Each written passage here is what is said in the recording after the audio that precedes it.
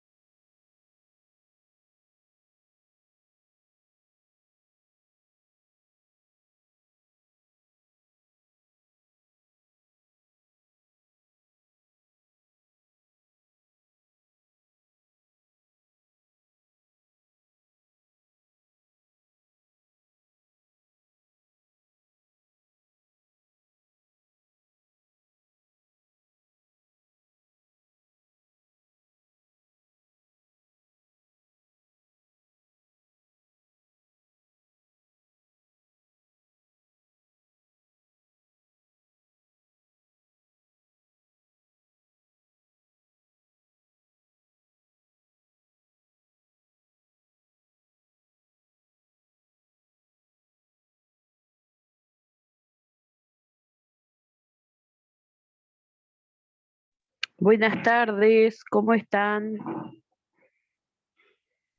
Buenas tardes. Buenas tardes. ¿Andan bien? Bien. Fin de semana. Fin de semana, refrescó un poquito, por lo menos por Sí, acá, tal ¿no? cual. Sí, acá No también. refresco nada. Yo no llegué a ser refrescado. La verdad que no. Por acá sí, y estaba Oh, no sé. escuchando a Nubel ahora que fue acá en algunas zonas, no fue en todas, pero Sí, no. que refrescó, sí. Acá sí está No. como para un busito de abrigo. Bueno, yo había pasado mucha calor, no sé, pero capaz que sé yo. He sufrido Yo en la mucho el calor. Yo en la oficina paso más bien frío. Soy friolenta de por sí, ¿no? Pero en la oficina paso frío, entonces cuando salgo, aunque esté haciendo calor, como que recién como a la hora y pico, 2 horas, siento calor. Hoy no llegué a Sentís el sentir calor. calor. Claro, sí, no, hoy está fresquete. No está Bueno, bueno porque... chicas, ¿y qué? No, que le iba a contar de que justo hoy en la reunión que hacemos anual de equipo de la oficina, de las oficinas del departamento, ¿no? Entonces está bueno que esté más fresquito. Sí, sin duda. Que se hace una vez Voy- al año para fomentar bueno, como todo equipo, ¿no? Fomentar Ah, el conocimiento entre todos y bueno, y no solo que sea estrés, sino que también haya un poco de joda. mira qué bueno, está bueno eso. ¿Y en Sin qué duda. rubro es? ¿En qué rubro es que trabajas? Yo trabajo en BPS, Ah, mira qué bueno. se fomenta Bueno, eso, eso sí, está bueno, está muy bueno. sin duda. Es importante. A veces trabajamos con mucha gente de todo el país que nos conocemos nada más que por correo electrónico, entonces a veces se hacen cursos o cosas de que tratan de interactuar distintos lugares, cosas de que se conozcan entre todos. Y bueno, está, y Claro, las reuniones entre las localidades, entre las distintas UDAI de acá del departamento, que son dos, San Carlos y Maldonado, de los cuales depende Maldonado y solo Maldonado y Punta del Este. eh, San Carlos, Aiguá, Piriápolis, San Carlos, Pan de Azúcar.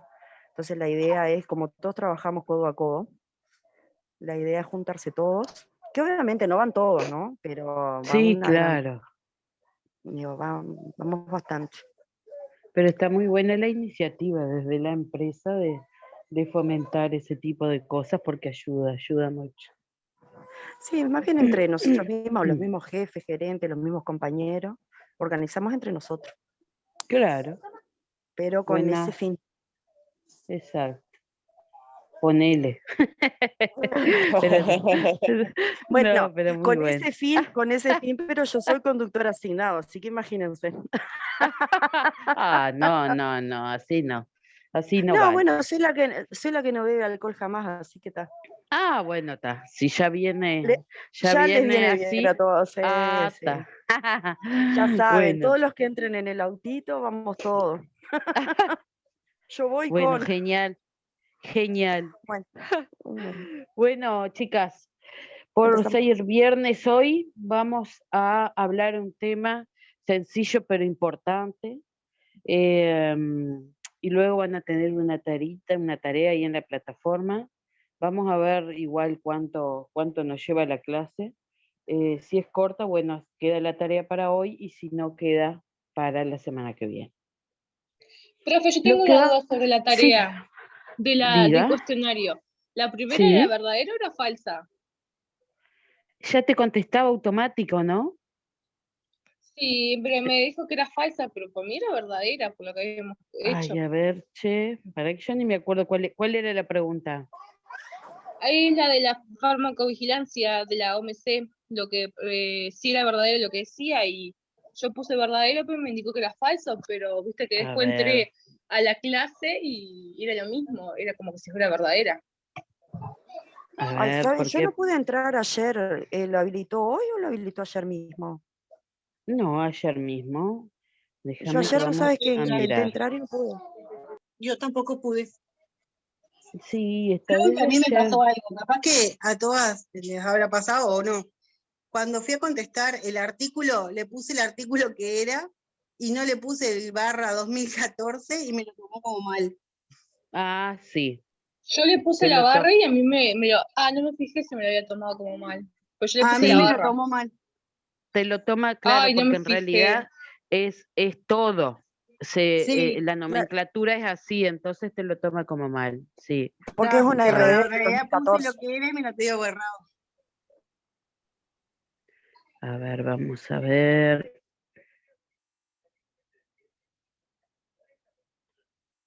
Mm, mm.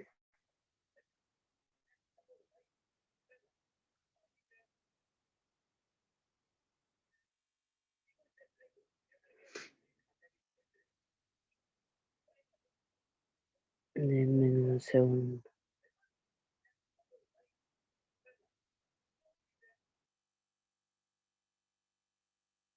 Vamos a comprobar por las dudas si algo pudo haber quedado mal.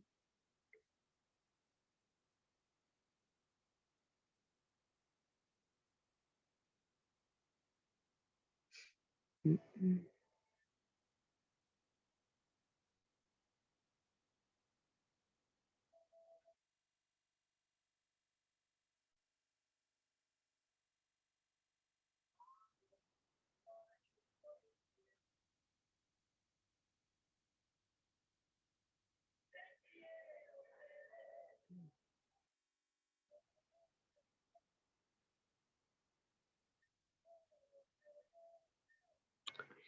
A ver.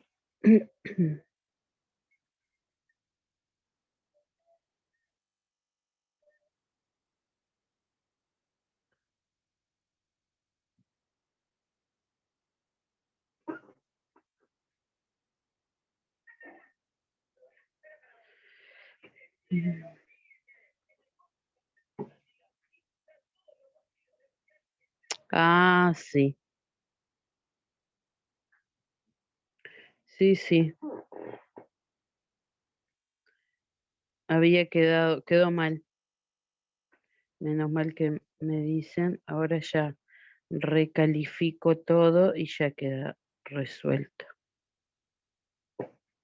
Ah, está, porque había quedado esa duda, le digo, yo te la Ajá. busqué aparte, viste, después, y digo, no, ¿qué hice? Hice mal, o sea, no No, está entendía. bien, está bárbaro. Ya quedó ahí resuelto. Está, Dale, gracias. se volvió a recalificar, o sea que era verdadera. Había quedado mal, sí. Bueno, vamos entonces a lo de hoy, que es la farmacoterapia en el adulto mayor y la polifarmacia. Bueno, cabe aclarar al principio que la OMS Ay, Richard Guido. considera como adulta mayor a toda persona mayor de 60 años, ¿no? Tanto el señor que se observa a la izquierda como los otros dos que se observan a la derecha. No, no nos imaginamos solamente como adulto mayor a el anciano, ¿no? Que anda con un bastón, que se puede sostener a gatas, que, bueno, con múltiples, con pluripatologías, etc. Toda persona mayor de 60 años es considerada adulto mayor y por lo tanto con los riesgos que vamos a nombrar en la clase de hoy. Y bueno, y luego resaltar que la geriatría es la rama de la medicina que se ocupa de la atención integral del adulto mayor en la salud y en la enfermedad, considerando aspectos clínicos terapéuticos, preventivos y de rehabilitación precoz, ¿tá? O sea, que cuando hablamos de geriatría tenemos en cuenta que nos referimos al adulto mayor. En Uruguay, como sabrán o no, tenemos una población muy envejecida. El próximo censo va a ser ahora en el año 2003, pero lo que fue los censos demográficos durante todos estos años nos demuestran que el envejecimiento siempre ha venido en crecimiento, o sea que por lo tanto tener presente que en nuestro país todo lo que respecte a el adulto mayor es algo que lo tenemos a diario muy presente por el tipo de población que tenemos. Entonces, ahora entrando en lo que es la farmacoterapia, tenemos que tener presente que es la terapia farmacológica muy común y muy importante en la geriatría, en las personas adultas mayores.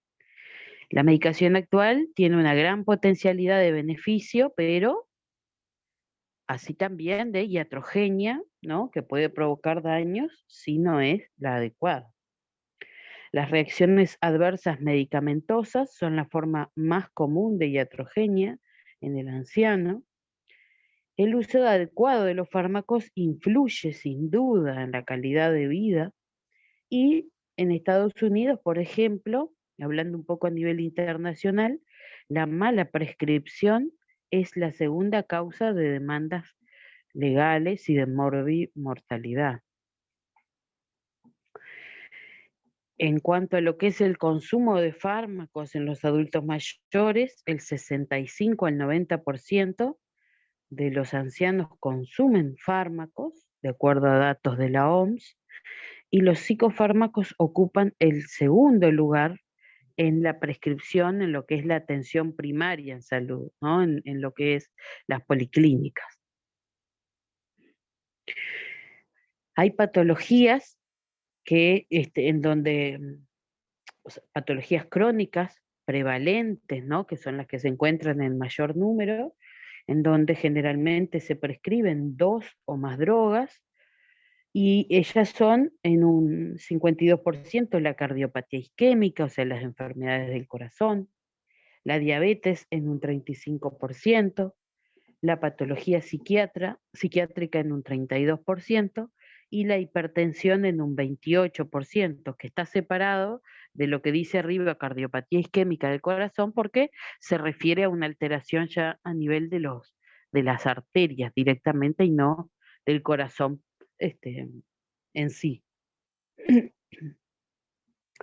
Vamos a ver, por ahí hay palabras que no se entienden y bueno, vamos a ir explicando, pero la idea es que de manera general puedan llegar a observar en estos cuadros cómo hay modificaciones tanto morfológicas, ¿no? En su forma como en el funcionamiento de los órganos en los diferentes sistemas con el envejecimiento. Entonces, por ejemplo, en el sistema nervioso, el cerebro disminuye su peso, aumentan el espacio en lo que es la masa encefálica, que son las circunvoluciones, como eso, si nosotros miramos un cerebro, como esos dibujos que hay, esos laberintos que hay entre medio de la masa cerebral, esos son las circunvoluciones. Eso aumenta su tamaño por el hecho de que disminuye la cantidad de masa, aumenta el tamaño de los ventrículos, aumenta el espacio pericerebral. Por eso es que a veces cuando hay traumatismos de cráneos en los adultos, eh, los síntomas de hipertensión adentro de la cabeza se demoran un poco porque hay mayor espacio en donde se acumule sangre, disminuyen la cantidad de neuronas, comienzan a haber alteraciones a nivel de lo que son los vasos sanguíneos. Y además de disminuir el número de neuronas, las propias neuronas comienzan también a tener alteraciones estructurales. Entonces, ¿qué va a pasar? ¿Qué es lo que hace que suceda estos cambios morfológicos? Y bueno, varía el flujo cerebral, el flujo de sangre a nivel cerebral, se altera todo el funcionamiento de las neuronas, el uso de la glucosa, que es como el alimento para generar energía, este, disminuyen los neurotransmisores, como por ejemplo que hemos nombrado en alguna oportunidad la noradrenalina, aumenta la acetilcolina, entonces hay un cambio a nivel de el funcionamiento cerebral. A nivel del sistema endocrino, el páncreas sufre una involución, es decir, disminuye su tamaño, disminuye también la glándula tiroides. Eso lleva a que el metabolismo, es decir, el proceso por el cual nuestro cuerpo funciona, se hace más lento. Hay menor tolerancia a la glucosa, por eso tiene que haber un consumo más controlado. Disminuye también un tipo de hormonas que junto con que luego se transforma en T4 y contribuye al funcionamiento de la tiroides. Al disminuir su tamaño, disminuye también la producción de esta hormona y por lo tanto lleva a que se produzca menos cantidad de hormona en sí. Pero como el metabolismo se ha disminuido, no tiene por qué eso provocar un problema en el normo funcionamiento, digamos. Pero sí tenerlo en cuenta para lo que es otros aspectos de funcionamiento orgánico. A nivel del sistema inmunitario, el timo, que es un órgano que también está dentro del sistema inmunológico y contribuye a las defensas de nuestro cuerpo, también se involuciona, disminuye su tamaño hasta que se termina atrofiando. Y en sí todos los órganos linfoides también involucionan, como son el vaso y como son los ganglios, todo el sistema linfático. Por lo tanto, la respuesta a microorganismos que pueden provocar daños está disminuida, y por lo tanto también lo que son enfermedades autoinmunes en la edad ya luego de los 60 años no es tan frecuente. No quiere decir que no haya, sí la hay, pero no es tan frecuente por la disminución que hay en la respuesta frente a determinados a determinadas cosas en general que llegarían a provocar autoinmunidad a otras edades con mayor frecuencia. Lo que es el sistema cardiovascular, las paredes cardíacas comienzan a quedarse un poco más rígidas, ya sea por la fibrosis propiamente dicho, por depósito de un tipo de sustancia amiloide que se llama a nivel del miocardio. También los vasos, principalmente las arterias, quedan más rígidas y se depositan placas de ateroma que disminuyen también el flujo sanguíneo. Las válvulas cardíacas se calcifican, se quedan más rígidas. Y eso, Profe, ¿qué es ateroma, perdón? ¿cómo? ¿Qué es ateroma? Ateroma es el colesterol que forma como unas placas duras y se deposita en las paredes internas de los vasos sanguíneos, entonces eso disminuye la luz, disminuye el lugar por donde pasa la sangre y eso es lo que también lleva a un aumento de la presión arterial. Es el colesterol que se indura y se deposita. ¿Eh? Como si fuera un sarro en las venas. Sarro, Exacto, cálculos. exacto, eso tal cual. Exacto. Ateroma. Exacto, ateroma, que es lo que lleva a que ocurra la aterosclerosis como enfermedad. Luego, entonces todos esos cambios van a llevar a que se modifique un poco el volumen que sale del corazón, que vamos a decir, más bien, no el que sale, que está bastante conservado, pero sino el que queda cuando se produce el latido cardíaco y por lo tanto eso hace que se demore más en ese latido cardíaco y por lo tanto eso hace que siempre quede un resto y que al final el corazón quiera contraerse para eliminar eso que normalmente no debe de estar y bueno, eso lleva a que se engrosen las paredes, etcétera, etcétera. ¿Ah? Si bien las alteraciones morfológicas llevan a una alteración en el funcionamiento y viceversa. Eso es como un círculo que uno va llevando a que el otro siga ocurriendo. A nivel del aparato respiratorio, disminuye la capacidad pulmonar, disminuye la actividad de los cilios, que son como los pelitos que están en algunas zonas del árbol respiratorio y que trabajan barriendo, eliminando desde un polvo, polen, cualquier cuerpo extraño que ingrese desde afuera, microorganismos, etcétera, trabajan barriéndolo y eliminándolo. Bueno, al disminuir la actividad de ellos, aumenta el riesgo de diferentes tipos de infecciones por los microorganismos que ingresan. Se altera el colágeno pulmonar, por eso también quedan los pulmones un poco más rígidos. Hay alteraciones a nivel de los vasos sanguíneos de los pulmones, el tórax también queda más rígido, eso hace que quede más aire atrapado adentro de los pulmones, a que aumente lo que se llama el espacio muerto fisiológico, es decir, que hay un lugar más grande que debe ser ocupado por oxígeno y que cuesta, por todos los cambios morfológicos que ocurren, cuesta que esos lugares se llenen de oxígeno y por lo tanto, bueno, eso lleva a que disminuya esa capacidad pulmonar. Bueno, disminuye la capacidad vital, también es un volumen pulmonar que se le llama así. Y bueno, básicamente disminuye la capacidad para respirar y mantener un volumen corriente necesario para que los pulmones funcionen de manera normal. O sea que tenemos una alteración a nivel del funcionamiento pulmonar. A nivel del aparato digestivo, van a haber alteraciones en la dentadura, alteraciones en lo que es la motilidad esofágica, es decir, en el funcionamiento del esófago, que si bien es un órgano de pasaje, tiene que va a unir, ¿no?, la boca con el estómago, tiene que contraerse permanentemente para que baje, en este caso, los fármacos de los que estamos hablando, que los fármacos no queden adheridos a las paredes del esófago, porque cualquier comprimido, por ejemplo, que se adhiera, puede provocar una úlcera, puede provocar una lesión, un sangrado que puede llegar a ser grave.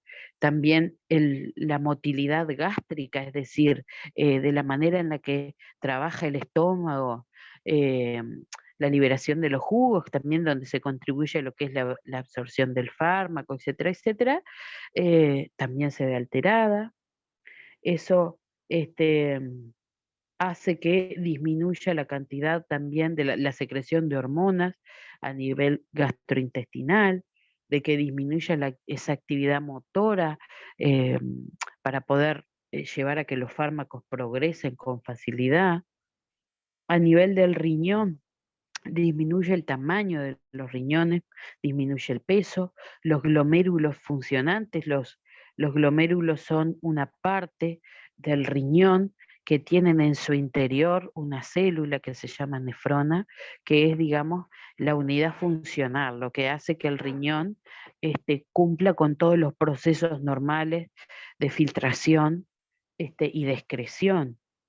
Eso hace que entonces el flujo renal, el flujo de sangre a nivel de los riñones disminuya, también disminuya el filtrado glomerular, esto quiere decir que disminuye la capacidad de dilución y por lo tanto conlleva a que un fármaco se encuentre durante más tiempo en el riñón antes de ser eliminado. A nivel de lo que es todo el aparato locomotor, disminuye la masa ósea, ¿no? Los huesos se achican, digamos. Disminuye también la masa muscular, eso aumenta la fragilidad de los huesos, disminuye también la capacidad de contraerse de los músculos. A nivel de la vista, tenemos alteraciones en lo que es el campo visual, alteraciones en lo que es la capacidad de modificar los reflejos frente a los cambios bruscos de iluminación. Y bueno, eso genera una disminución en la capacidad para que pueda esto, ¿no?, acomodarse frente a esos cambios bruscos de los cambios de luces, disminuye la agudeza visual y bueno, y disminuye también la capacidad de adaptarse a la oscuridad. Y a nivel del oído, toda esa palabrería que ven ahí lleva a que disminuya la audición y por lo tanto la capacidad de discriminar entre los diferentes tipos de sonidos. Es importante saber todo esto y que sea como cultura general para poder entender a los ancianos, porque generalmente se enojan con ellos y se van a enojar con nosotros cuando estemos en esa etapa.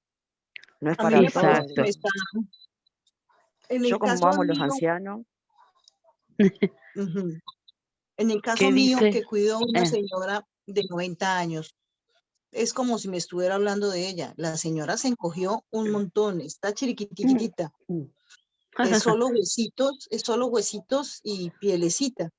Y por ejemplo, cuando yo Ajá. la acomodo en el living, a mí me toca la cortina que está cerrada frente a ella, que no vaya a entrar un poquito de luz directo a la cara porque le incomoda mucho, le queda Ahí muy está. difícil. Y fue una persona muy activa de joven, pero que ya tiene 90 años. Exacto.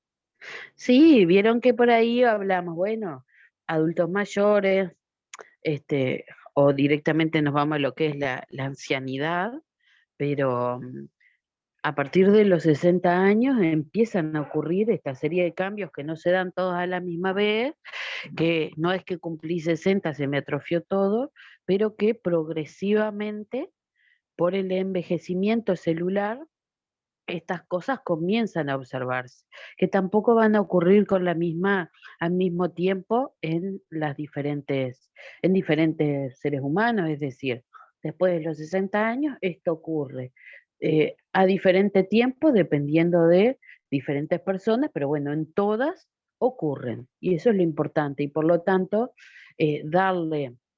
destacar y darle relevancia a lo que es la farmacoterapia en adultos, que sin dudas, al ver todo esto, podremos entender que todo el proceso de farmacocinética y la farmacodinamia no van a ser de igual manera por todas las alteraciones, ¿no?, morfológicas y funcionales que ocurren.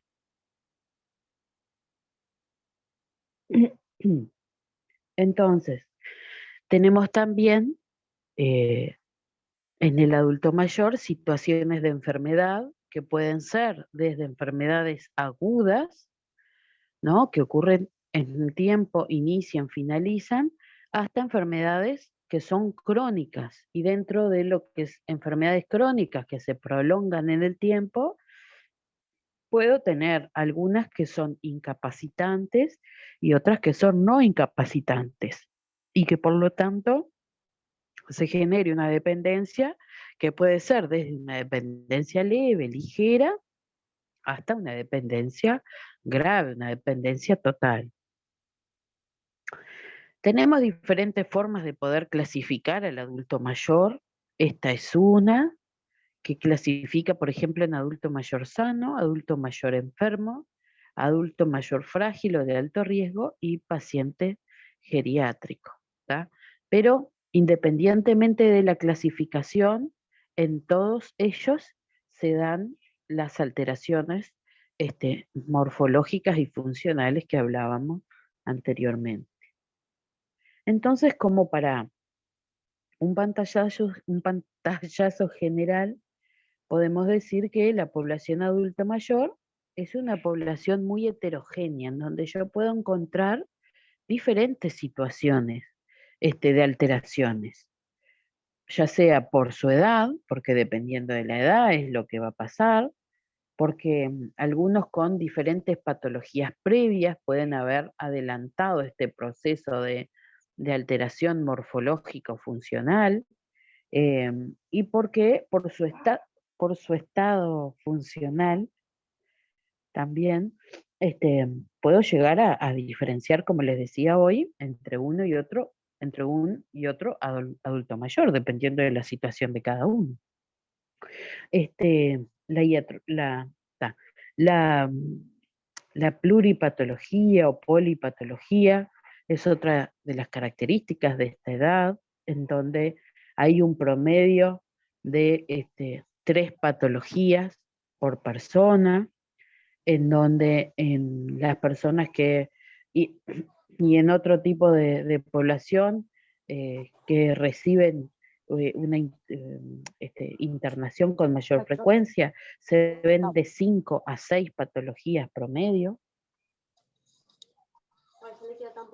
en donde hay factores que pueden complicar la situación propia del envejecimiento, como factores nutricionales, enfermedades, factores psicológicos, factores farmacológicos y factores sociales, en donde es la población en donde con mayor frecuencia está la polifarmacia, en donde ocurren las iatrogenias, como veíamos hoy, en donde también encontramos problemas de comunicación, disminución de la capacidad para adaptarse y disminución de las reservas funcionales. Es un tipo de población en donde tengo muchas cosas a considerar, además de todos esos cambios orgánicos, las características propias de su edad, pensando en el ser humano de manera integral, ¿no? Tanto lo bio como lo psico, como lo social. Tienen características que los hacen exclusivos de esa, de esa edad, digamos.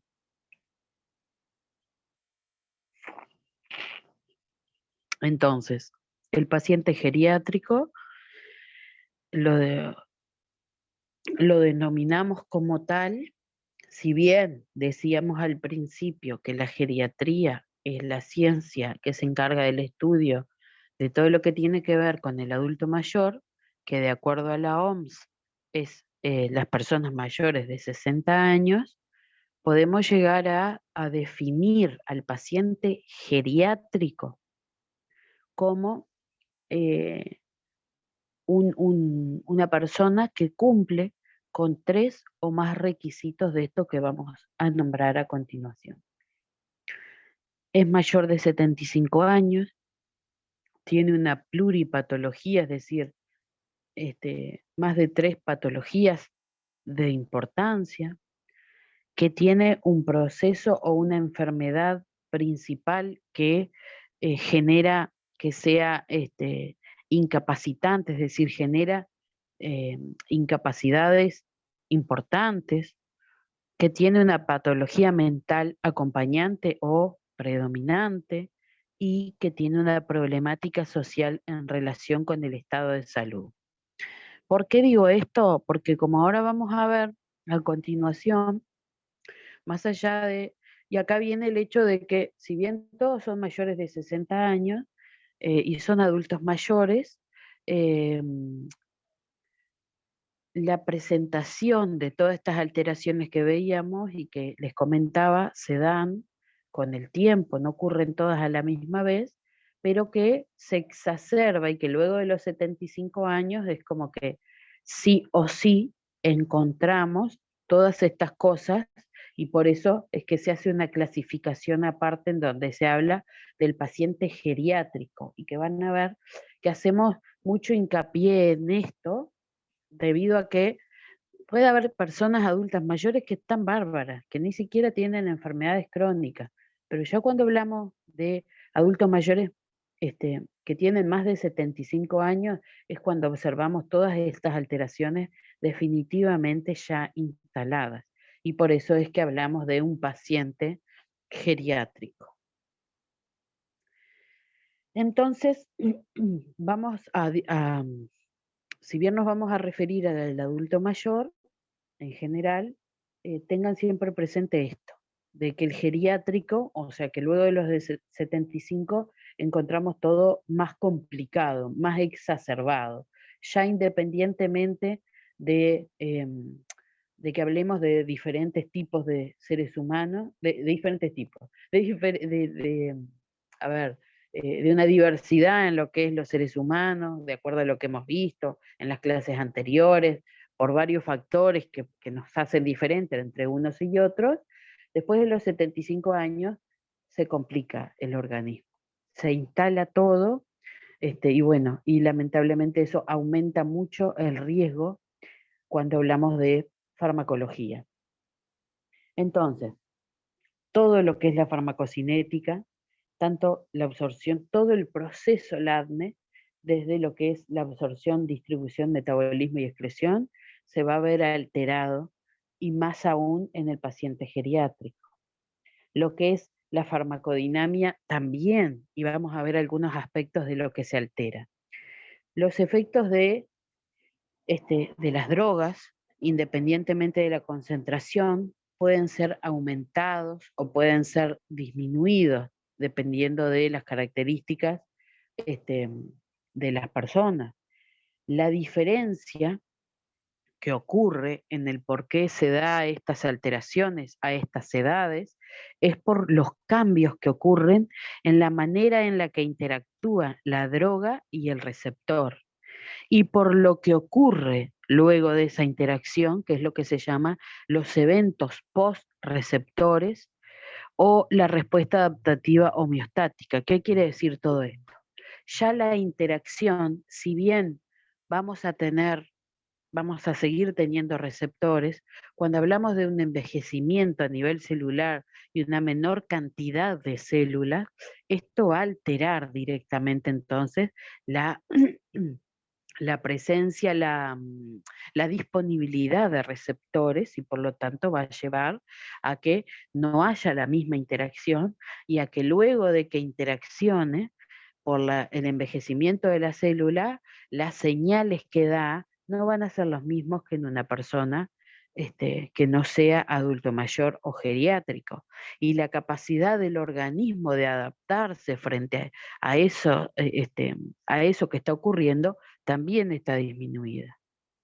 En ancianos frágiles, además, tenemos una diferencia importante debido a la patología, no solo al proceso de envejecimiento celular, sino que a los órganos están enfermos. Entonces, si hay un fármaco que va a actuar en ese órgano, va a haber una alteración directa de la disponibilidad de receptores, de la respuesta, etcétera, etcétera. Entonces eso, sin duda, que me va a alterar lo que es la farmacodinamia. En cuanto a lo que es las reacciones adversas, siempre cuando tenemos presente una enfermedad, la interacción entre la droga y la enfermedad puede llevar a que se exacerbe, ¿verdad? Que se complique la enfermedad. Y también en lo que es la interacción entre una y otra droga que ellos puedan llegar a recibir. También cuando hablábamos, ¿se acuerdan en otras clases pasadas de las interacciones medicamentosas? Si no se tiene, en esta población dijimos que está aumentado el riesgo de interacciones porque generalmente tienen indicadas más de una droga, y si no se tienen presentes las interacciones que puedan tener entre ellas, sin duda que eso va a llevar a una alteración directa en la farmacocinética o en la farmacodinamia de una droga cuando se ingiere concomitantemente con otra. Entonces esto va a aumentar el riesgo de reacciones adversas. Y este riesgo está más aumentado aún cuando, por ejemplo, tenemos algunos factores sociodemográficos y de estilo de vida que me van a complicar todavía más la edad. Como por ejemplo el paciente, acá ya hablamos, o sea, el paciente adulto mayor tiene un riesgo aumentado, eso tiene que quedar claro. Cuando es geriátrico, más todavía. Y cuando tiene más de 85 años, más todavía. Cuando vive solo o es una persona aislada socialmente, cuando tiene problemas socioeconómicos, cuando además está presente la desnutrición o la poca ingesta de líquidos, cuando además es sedentario o tiene muy poca movilidad, cuando tenemos otros factores que me pueden alterar el funcionamiento orgánico, que ya de por sí está alterado, pero si tenemos patologías varias que acompañan encima a lo que es el envejecimiento normal, se me va a complicar. Si tengo algunas enfermedades, como veíamos, ya que alteraran directamente uno de los procesos farmacocinéticos, como es la excreción, también me va a complicar más todavía, porque eso va a hacer que la droga permanezca más tiempo en el organismo y por lo tanto aumenta más el riesgo de las reacciones adversas, ¿tá? O sea que cuando tengo una función renal disminuida, también va a ser muy complicado. Cuando ocurre, tiene un peso o una masa corporal muy baja, ¿no? Cuando está desnutrida, como les decía anteriormente, por el hecho de que la distribución de la droga va a llevar a que se absorba, y cuando tengo poco lugar para donde se distribuye, se va a absorber y se va a concentrar más en algunos sitios que en otros. Cuando hay también alguna patología hepática que me va a complicar lo que es la metabolización y por lo tanto el resultado final de ese fármaco va a provocar una alteración compleja, y bueno, y la deshidratación, como les decía hoy, por la escasa distribución y por lo tanto el acúmulo en diferentes tejidos también es una gran complicación.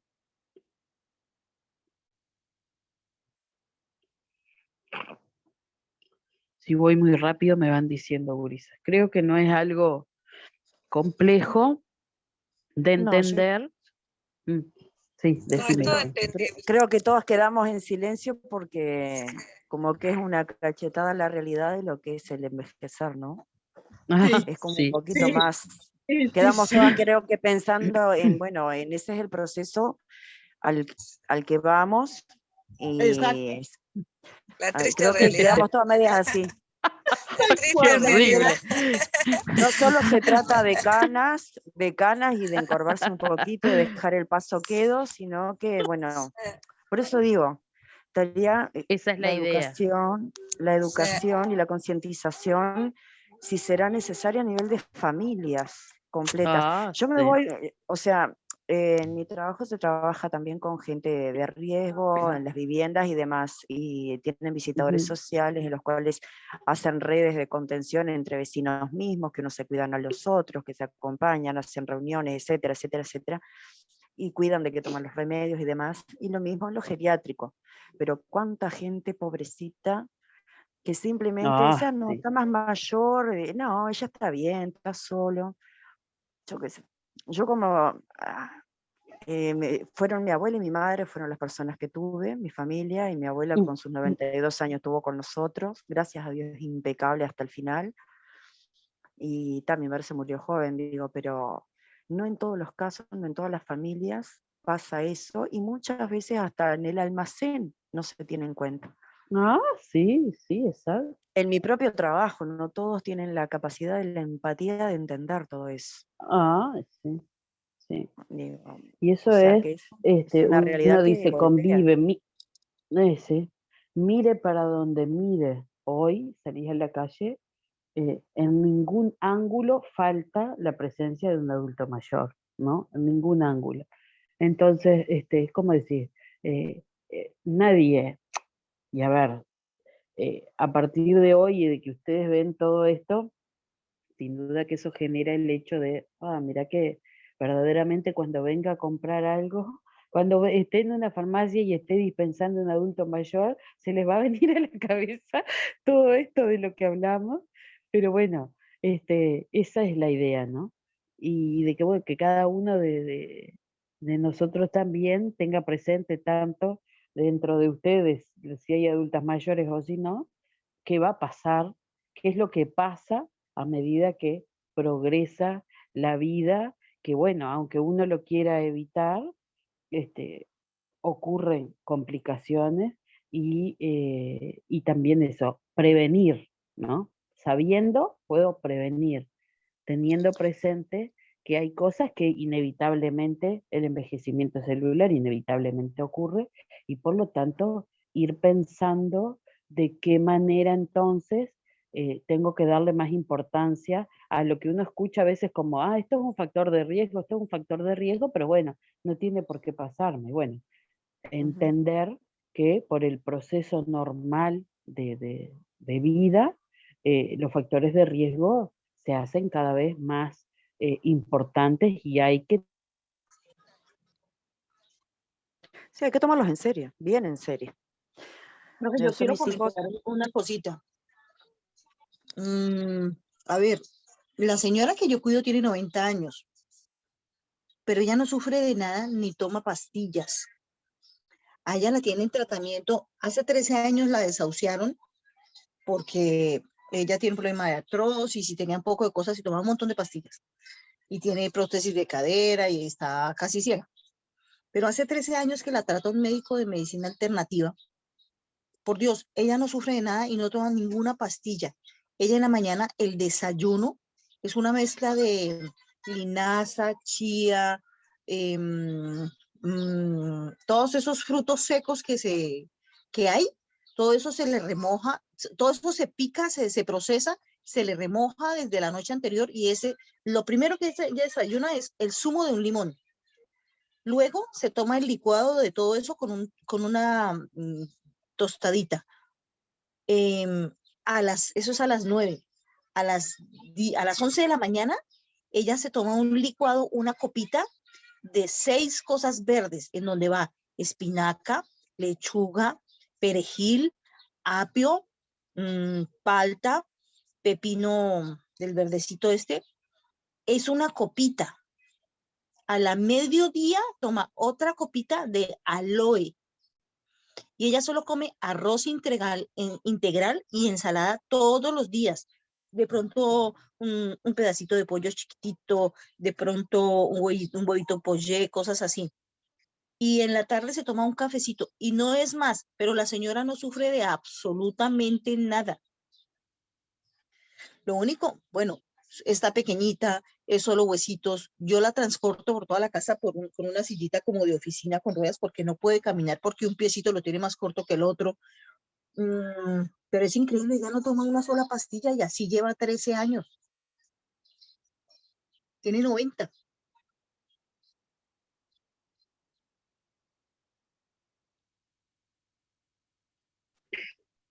Yo seguí hablando, hablando y cuando veo se me había desconectado. Ay, qué horrible. Ah, y yo estaba contando una historia, o sea que ninguno me escuchó tampoco. Sí, yo te escuché. Y presté Sí, te atención. escuchamos. Sí, sí, escuchamos, sí. Es una cosa que a mí me impresiona porque la señora casi no ve y no puede caminar, pero ella no toma una sola pastilla y así lleva 13 años con medicina. Esa es la dieta de ella todos los días es lo mismo. Sus cositas licuadas en la mañana, ella no toma leche, ella no come fritos, entonces es el arroz integral, la ensalada también tiene que ser 4 o 5 verduras, el licuado de sus cositas verdes a las 11, su aloe vera a las 12, su almuerzo a la 1,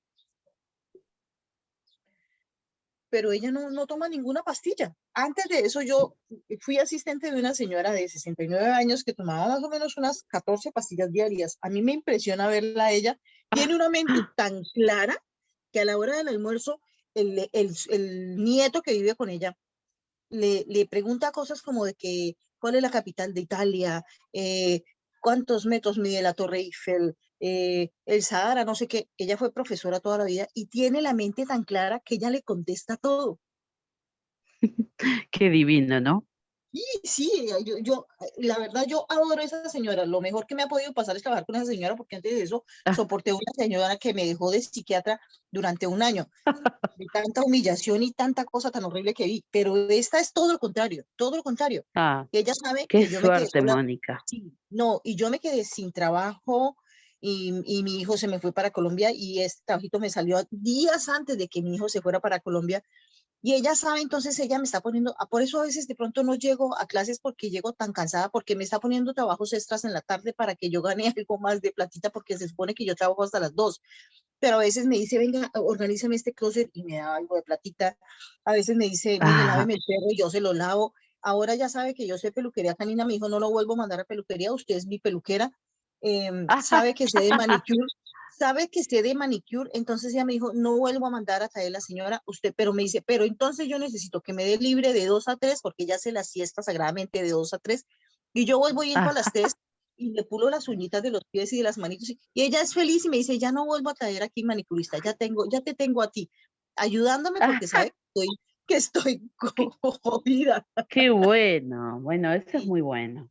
sí, La pero es de salud admirar. mental, además, en el trabajo es Sí, importantísimo. ay, no, de verdad, yo quedé de psiquiatría y yo estuve con depresión y estuve muy mal y pensé que la ida de mi hijo me iba a dejar de muerte y sí, estoy de muerte lenta, pero no tan grave como me lo imaginé que me iba a pasar. Pero es Mm, por eso, porque esta señora me da moral. bueno, qué suerte. Bueno, me Sí, alegro mucho. gracias. Sí, sí. Bueno, y entonces, yo lo que les decía era tener presente que entonces que más allá de la aparente salud orgánica que uno observa, como hablaba Mónica, en esta señora que cuida, tenemos un proceso de envejecimiento real y que por lo tanto cualquier fármaco va a provocar una alteración. ¿Tá? Por suerte que no los recibe, pero siempre que ingrese, va a ingresar en un organismo envejecido, en un organismo lento, con un funcionamiento alterado y bueno, por lo tanto es importantísimo tratar de prevenir la automedicación en este tipo de grupo etario, ¿no? En la población de esta edad. También van a haber factores que van a afectar el cumplimiento de las dosis como por ejemplo lo que ya nombrábamos, ¿no? Los problemas visuales, auditivos, las alteraciones funcionales, el nivel educativo bajo o una función cognitiva que esté disminuida. Todo esto va a afectar sin duda el cumplimiento de una dosis adecuada. Y van a haber factores iatrogénicos, ¿no? Factores externos que van a complicar también la situación, como es la polifarmacia y una falta de control entre el tipo de fármacos que recibe, ¿no? Una falta de control en las interacciones farmacológicas, fórmulas complejas de fármacos, o también a veces explicación inadecuada de cómo debe de consumir uno u otro fármaco. También van a haber otros factores en las historias clínicas, digamos, en lo que es la historia relacionado a la enfermedad de la persona, como es el alcoholismo, que sí o sí, más allá que no esté diagnosticado o no haya presentado síntomas, en una persona alcohólica el hígado ha tenido un daño crónico y por lo tanto su capacidad de metabolizar va a estar alterada. Reacciones adversas previas como sangrados digestivos o somnolencia excesiva dependiendo del fármaco. Eso me habla, la mayoría de los fármacos puede producir esto, o sea que esto me aumenta el riesgo.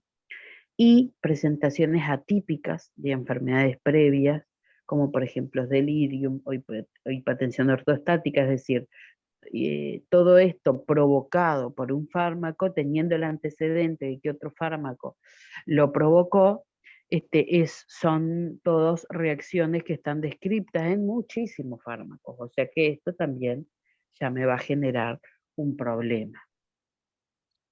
Entonces hay que tener presente que siempre cuando realizan una indicación deberían de formular las mismas, deberían de indicar las mismas para un diagnóstico que sea preciso, es decir, yo diagnostico esta enfermedad y por lo tanto la trato. Si tengo un síntoma que me puede hablar de una enfermedad, no ya directamente hacer la asociación y dar el fármaco. ¿Por qué? Porque esto, como por todo lo que hablamos anteriormente, va a generar una polifarmacia, va a aumentar el riesgo de interacciones, teniendo presente todo lo que ocurre por el envejecimiento, me va a generar un gran problema. Tener presente también de que esto que dijimos, la disminución de la masa, la desnutrición, la deshidratación, va a generar alteraciones y por lo tanto el médico debería de tener en cuenta eso para no siempre indicar la misma dosis, sino que podría indicarse menos, o sea, usar dosis siempre calculadas por el peso, eso sería lo ideal. Prevenir la iatrogenia, prevenir lo que es los problemas por factores externos, escoger un fármaco y priorizar el uso de acuerdo al nivel socioeconómico, porque eso es importantísimo. A veces indican, y la persona no siempre tiene la capacidad, la posibilidad de acceder, y bueno, y entonces está, bueno, yo te indiqué 3, y se puede acceder a uno, y a veces ese no es el que le va a resultar mejor, entonces bueno, tratar de priorizar cuál se indica teniendo en cuenta el nivel. Es como a ver, gurisas, esto es lo ideal, ¿no? Así como ustedes se pusieron a pensar todo lo que pasa, que por ahí uno no lo tiene presente, verdaderamente esto es como medio utópico lo que yo estoy diciendo, porque lamentablemente no es lo que sucede. Bueno, pero es lo que debería suceder. Tener cuidado también con nuevas formulaciones, fármacos genéricos que han salido al mercado.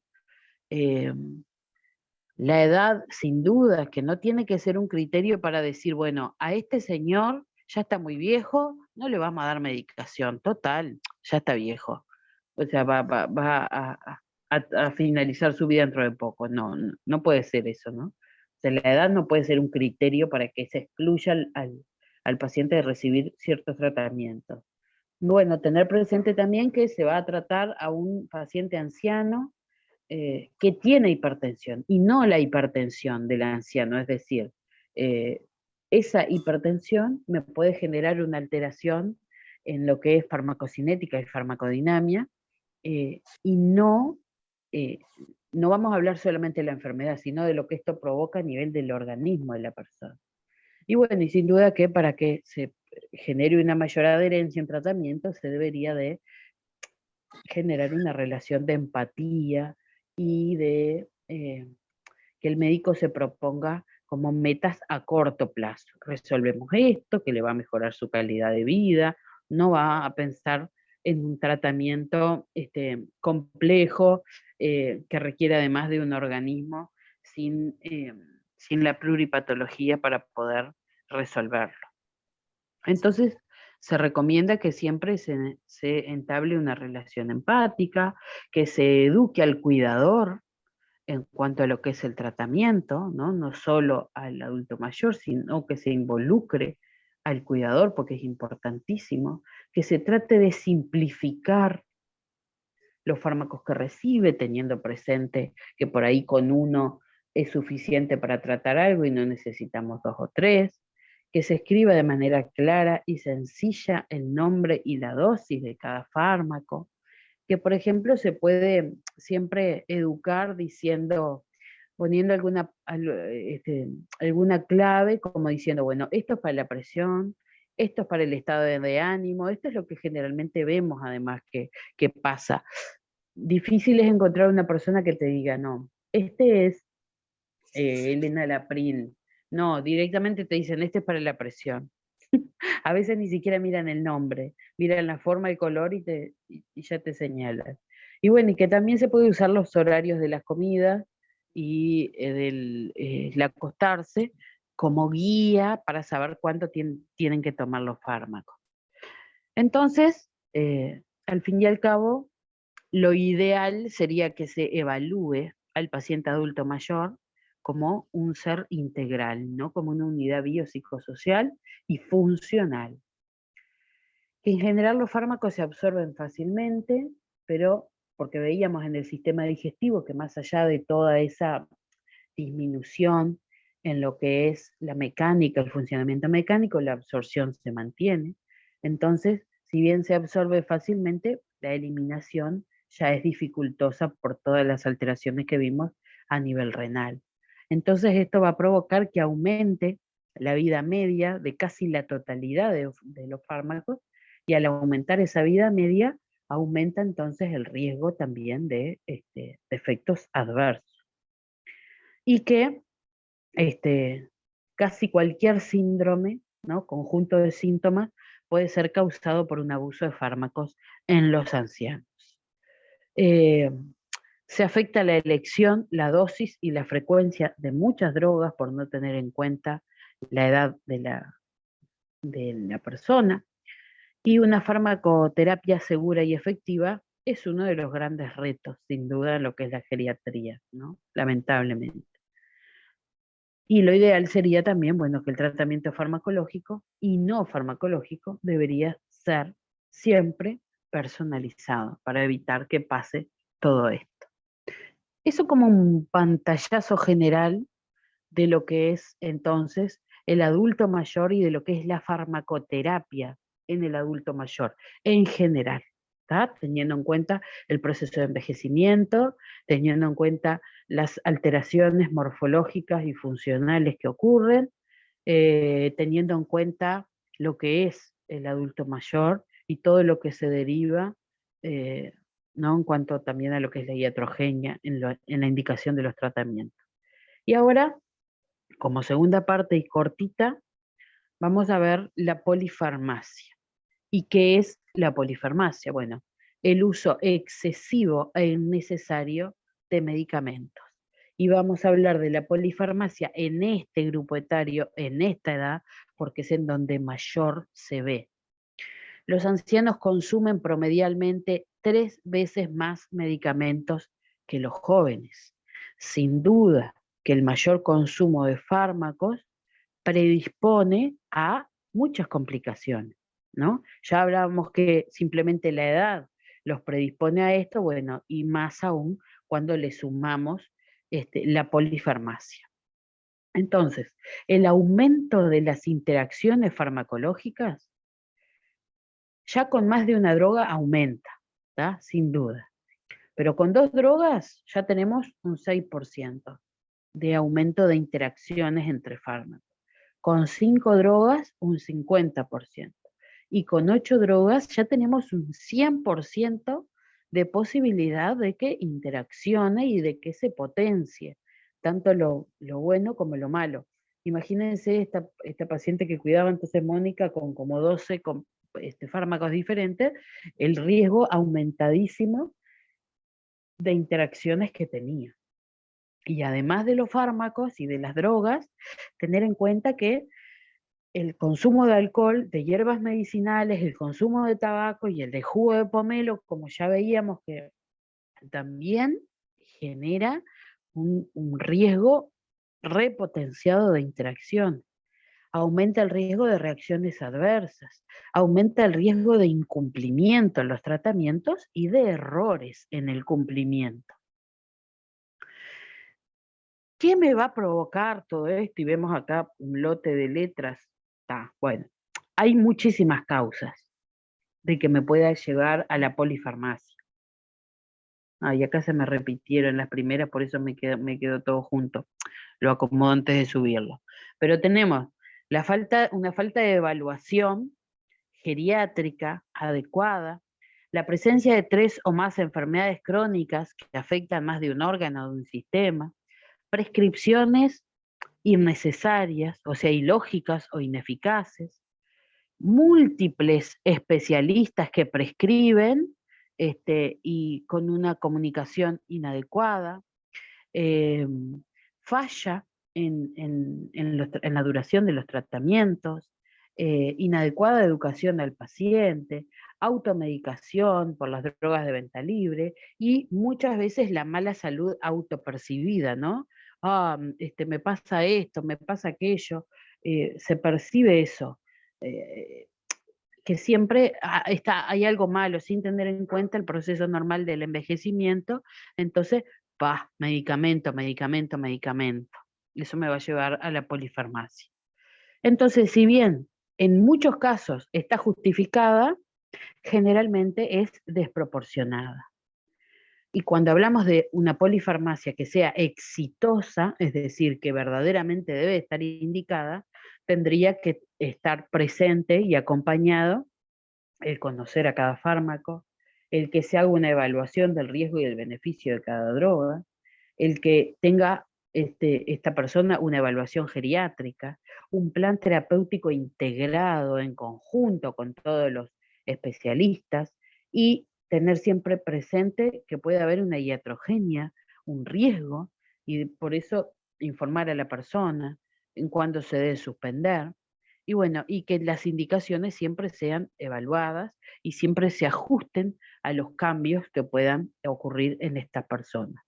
Entonces, para concluir, la polifarmacia se debe delimitar siempre a aquellos pacientes en donde los beneficios justifica el riesgo, ¿tá? Entonces, no dar y dar y dar, porque hoy vamos a tratar este síntoma, mañana el otro, pasado el otro, dentro de un mes vamos a tratar otro síntoma, y entonces vamos a ir agregando, sin evaluar qué ha sucedido con los anteriores. Solamente se limitan a agregar, agregar, agregar, sin tener en cuenta que esto tiene que pasar solamente cuando voy a generar un beneficio independiente, o sea, y voy a tener presente que esto va a ser mejor que el riesgo que se puede estar generando.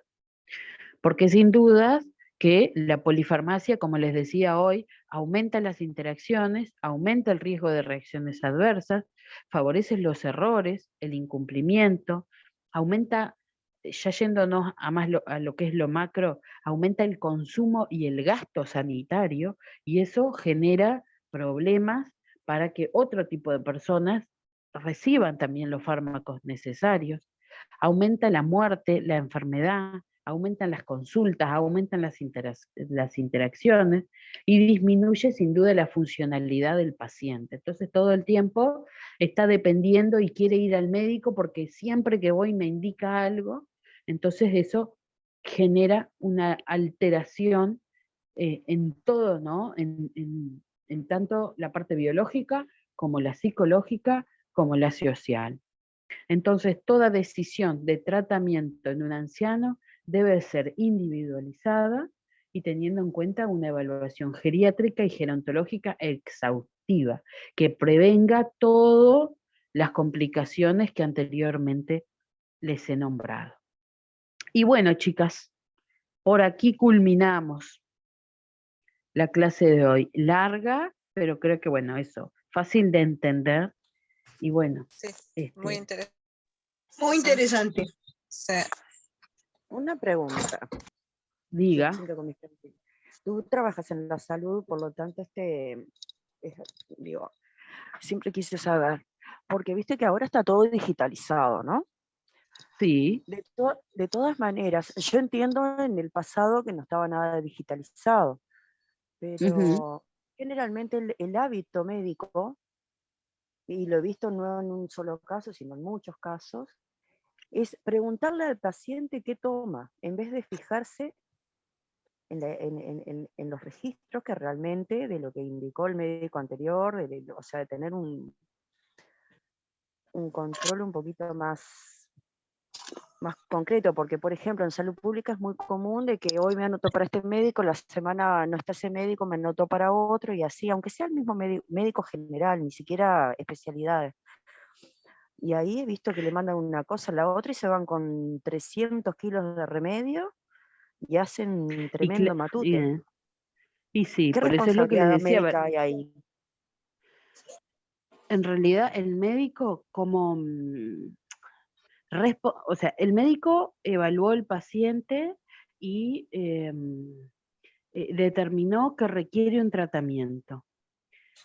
Lo que es las interacciones farmacológicas hoy competen al sistema de farmacovigilancia.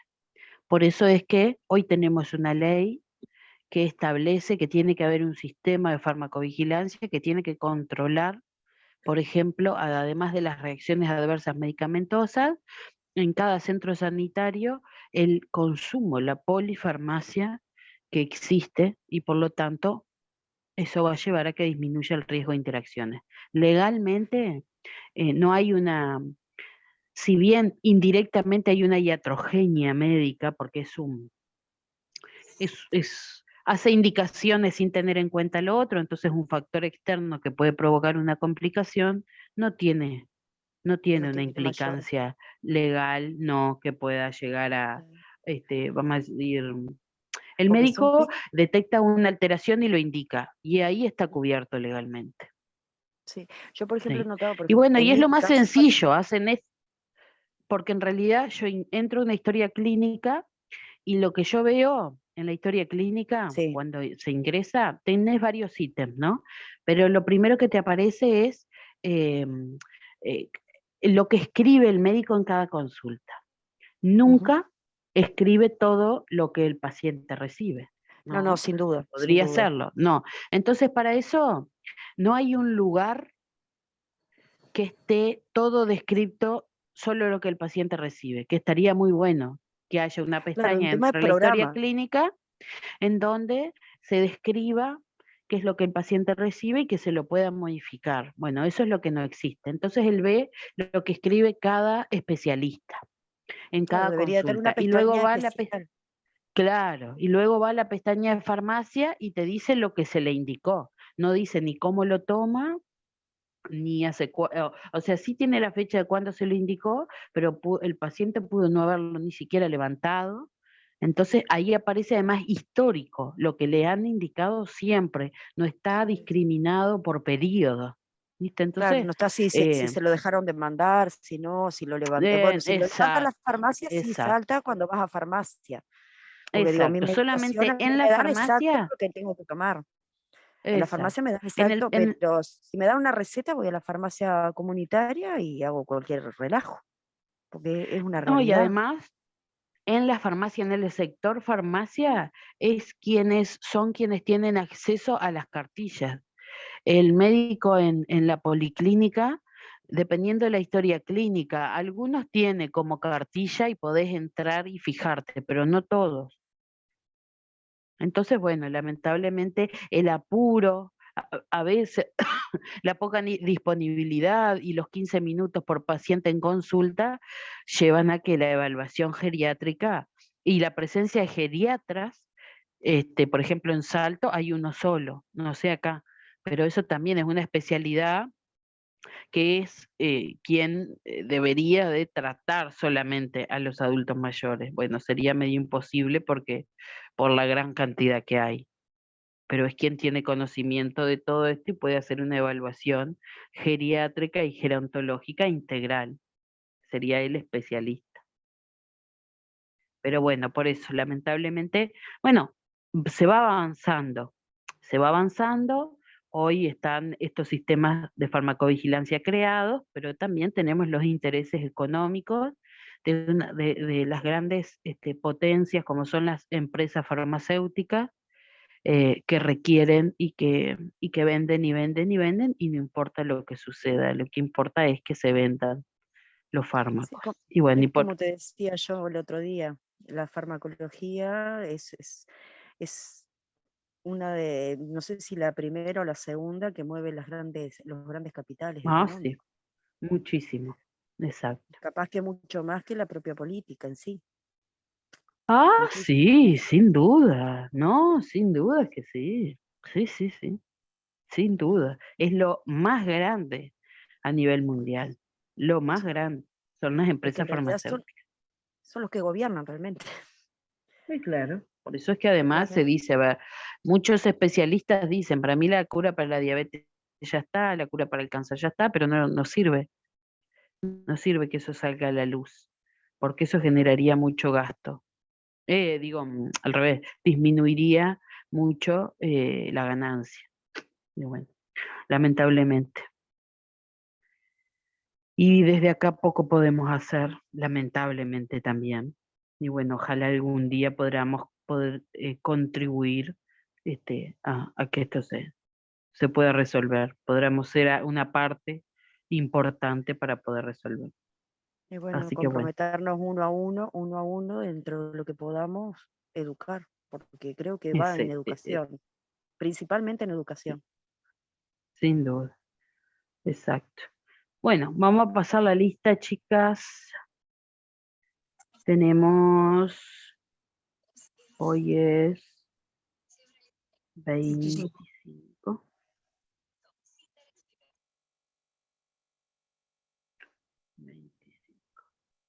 Ay.